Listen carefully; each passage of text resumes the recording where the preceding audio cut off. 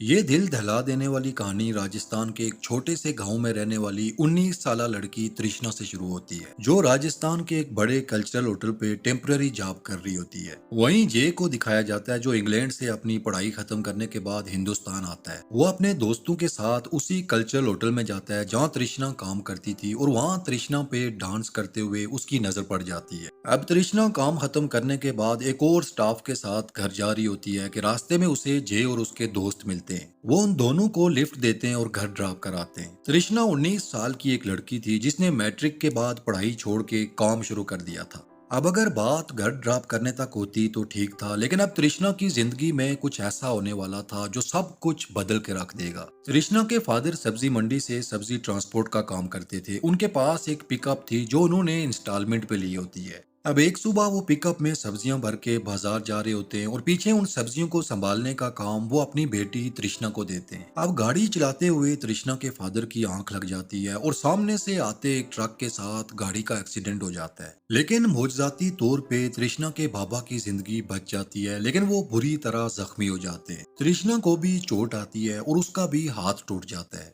अब अगले सीन में दिखाया जाता है कि बाप जख्मी हालत में हॉस्पिटल में पड़ा है। कब तक ठीक होगा कुछ पता नहीं है, और गाड़ी की किस्त भी देनी है और घर भी चलाना है। अब ये सब कैसे होगा, तृष्णा को उसकी फिक्र खाई जा रही होती है। कहानी आगे बढ़ती है और दिखाया जाता है कि जय अपने दोस्तों को एयरपोर्ट छोड़ने जा रहा होता है, जहाँ रास्ते में उसे तृष्णा नजर आती है जिसके हाथ पे पट्टी बंधी होती है। अब जय तृष्णा के पास रुकता है और तृष्णा उसे सारी डिटेल बताती है, जो सुनने के बाद जय तृष्णा को बताता है कि उसके फादर का जयपुर में एक होटल है, अगर तुम चाहो तो मैं तुम्हें वहाँ काम दिलवा दूंगा। अब ऐसा लग रहा था कि जय को तृष्णा से प्यार हो गया है। जय निकल जाता है और एक महीने बाद तृष्णा के लिए जयपुर से एक चिट्ठी आती है, जिसमें लिखा होता है कि तृष्णा को जयपुर के एक होटल में जॉब दी जा रही है, और साथ तृष्णा के लिए जयपुर आने का 500 रुपया किराया भी भेजा होता है। अब हालात से मजबूर तृष्णा, जिसके पास कोई और चारा नहीं था, वो एक अजनबी पे भरोसा करके जयपुर के सफर पे निकल पड़ती है। जयपुर तृष्णा के लिए बिल्कुल अनजान शहर था। ना वो पहले कभी अपने गांव से बाहर गई और ना उसे शहर के बारे में कुछ पता होता है। लेकिन तृष्णा बेचारी करती भी तो क्या करती, बाप का और घर का सारा बोझ उसके सर आ जाता है, और जय की तरफ से पैसों की ऑफर भी अच्छी थी। अब दिखाया जाता है कि तृष्णा जयपुर पहुंच जाती है, जहां जय बस स्टेशन पे उसे रिसीव करने आया होता है। जय उसे लेके निकल जाता है और शहर से बाहर किसी वीराने की तरफ बाइक दौड़ाने लगता है।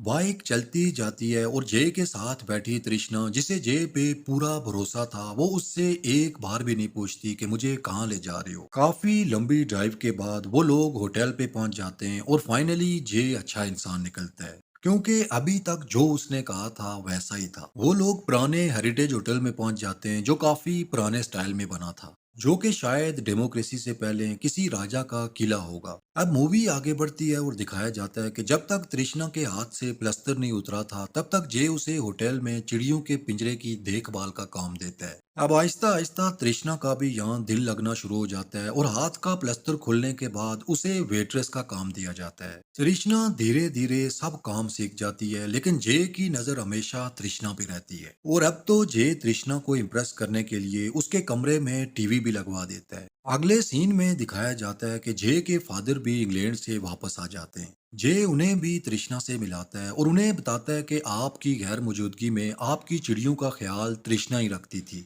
अब जय के फादर तृष्णा को चिड़ियों के पिंजरे के पास ले जाते हैं। उनकी नजर का प्रॉब्लम होता है, जिस वजह से वो तृष्णा के चेहरे को टच करके उसकी खूबसूरती को जांचते हैं, और साथ उससे पूछते हैं कि जय तुम्हारा ख्याल रखता है कि नहीं। अब तृष्णा को कुछ समझ नहीं आ रही होती कि जय उसका ख्याल क्यों रखे और ये ऐसा क्यों पूछ रहे हैं। अब जय के फादर के जाने के बाद जय तृष्णा के और भी करीब होने लगता है। अब उसके रूम में खाना देने की ड्यूटी भी तृष्णा की लग जाती है, जहाँ जय उसे टच करने की कोशिश भी करता है। तृष्णा भी समझ जाती है कि जय उससे प्यार करने लगा है, लेकिन ये सब तृष्णा के लिए आसान नहीं था, क्योंकि उनके सोशल स्टेटस में बहुत फर्क था। अब दिखाया जाता है कि जय तृष्णा को होटल मैनेजमेंट का कोर्स करवाता है, और तृष्णा की क्लासेस स्टार्ट हो जाती हैं। ऐसा लगता था जैसे तृष्णा पे किस्मत की देवी मेहरबान हो चुकी है, और जिंदगी बिल्कुल दुरुस्त दिशा में चल पड़ी है। अब कुछ दिन बाद तृष्णा जय से एक छुट्टी मांगती है कि उसे फ्रेंड्स के साथ एक दोस्त की शादी में जाना है। अगले सीन में तृष्णा को फ्रेंड्स की पार्टी में दिखाया जाता है, जहाँ काफी देर हो जाती है। और तृष्णा अकेली पार्टी से निकल जाती है। बाहर निकलते ही कुछ सड़क छाप लफंगे उसके पीछे पड़ जाते हैं, लेकिन शुक्र है कि उसने जय को पहले फोन किया होता है, जो उसे लेने बाहर आया होता है। अब वो दोनों वहां से निकल आते हैं और रास्ते में एक सुनसान जगह गाड़ी रोक के जय उसके साथ फिजिकल हो जाता है। अब ऐसे लगता था कि ये सिलसिला लंबा चलेगा, लेकिन घर आके तृष्णा रात भर रोती रहती है, क्योंकि तृष्णा को ये सब बिल्कुल भी अच्छा नहीं लगा था। और वो अगली सुबह बैग उठाती है और सब कुछ छोड़ छाड़ के वापस अपने गांव आ जाती है। उसके घर वाले यूं इतनी अच्छी जॉब छोड़ के आने पे उससे काफी नाराज होते हैं, और उसके फादर भी अभी पूरी तरह ठीक नहीं हुए थे। अगले 3 महीने तक तृष्णा वहीं खेतों में अपनी फैमिली के साथ काम करने लगती है। अब 3 महीने बाद अचानक उसे उल्टी आती है।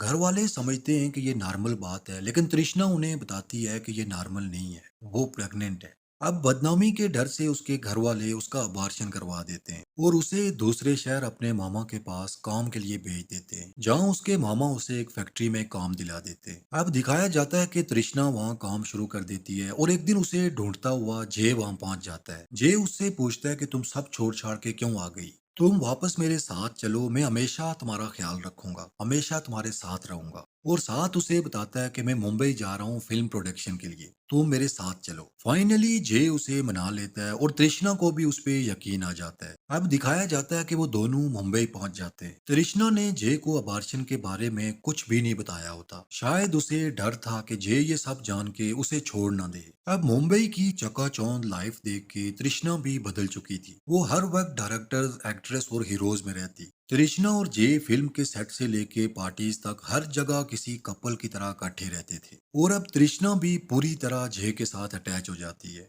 मूवी आगे बढ़ती है और दिखाया जाता है कि एक शाम जय को कॉल आती है कि उसके फादर को हार्ट अटैक हुआ है। जय इंग्लैंड जाने की तैयारी कर लेता है और तृष्णा को बताता है कि वहां जाके वो अपनी फैमिली से तुम्हारे बारे में बात भी करेगा। अब ये जान के कि उसने अभी तक अपनी फैमिली को मेरे बारे में नहीं बताया, तृष्णा थोड़ी परेशान हो जाती है और सोचती है कि अगर वो ना माने तो। अब यहाँ तृष्णा जय को अबार्शन वाली बात भी बता देती है। ये जान के जय उससे काफी नाराज होता है कि तुमने इतना बड़ा स्टेप लिया और मुझसे पूछना तक गवारा नहीं किया। जय अगले दिन भी उससे नाराज होता है, लेकिन निकलते हुए तृष्णा को कुछ पैसे दे के जाता है और उसे कहता है कि जल्दी वापस लौटूंगा। लेकिन देखते ही देखते काफी दिन गुजर जाते हैं, ना जय की कोई कॉल आती है और ना अभी तक वो वापस लौटा था। अब एक दिन एक औरत तृष्णा के फ्लैट में आती है और उसे बताती है कि इस फ्लैट की लीज खत्म हो चुकी है, आपको ये फ्लैट खाली करना होगा, क्योंकि अगले हफ्ते नए किराएदार आ रहे हैं। मजबूरन अब तृष्णा को वो फ्लैट खाली करना पड़ता है, जिसके बाद वो अपनी डांस क्लास वाली फ्रेंड्स के साथ उनके फ्लैट में रहने लगती है।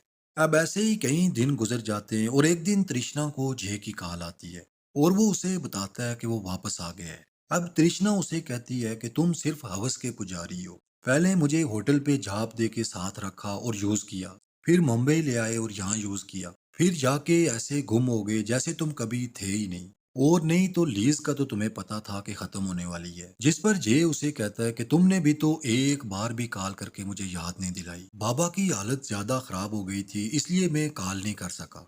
अब मुझे वापस जयपुर जाके होटल संभालना होगा और तुम्हें भी मेरे साथ वहीं चलना होगा। जय वहां उसे साथ काम पे रख लेता है और इससे साफ लग रहा होता है कि जय उसे बस घुमा रहा है, वो उससे शादी नहीं करना चाहता। तृष्णा बस उसके लिए टाइम पास का एक खूबसूरत जरिया है। जय उसे वहां वेट्रेस रख लेता है और उसके साथ टाइम पास करता है। जो प्यार उन दोनों में मुंबई में था वो अब खत्म हो चुका था और अब उन दोनों में बस हवस रह चुकी थी।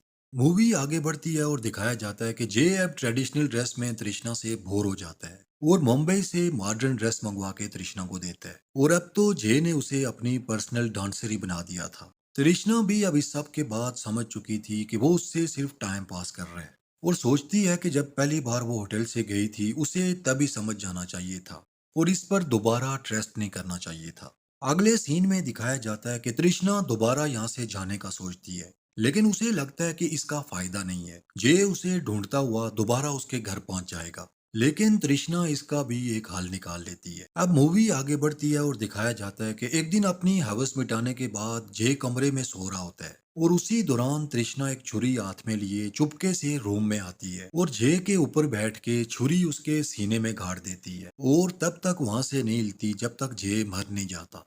अब जय का काम तमाम करने के बाद तृष्णा अपना सारा सामान लेके चुपके से वहां से निकल के अपने गांव अपने बाप के पास पहुंच जाती है। अब तृष्णा 2 दिन इस इंतजार में घर से बाहर नहीं निकलती कि शायद उसे पुलिस पकड़ने पहुंचने वाली हो, लेकिन ऐसा कुछ भी नहीं होता। ना वहां पुलिस आती है और ना किसी को तृष्णा पे शक होता है। जिसके बाद दिखाया जाता है कि अगले दिन तृष्णा अपने भाई को स्कूल छोड़ने जाती है। भाई को स्कूल छोड़ने के बाद तृष्णा एक वीरान जगह जाती है और वहां उसी छुरी से खुद को भी खत्म कर देती है और सारी फिक्रों से आजाद होके मौत की आगोश में गहरी नींद सो जाती है। और इसी के साथ इस मूवी का दी एंड हो जाता है।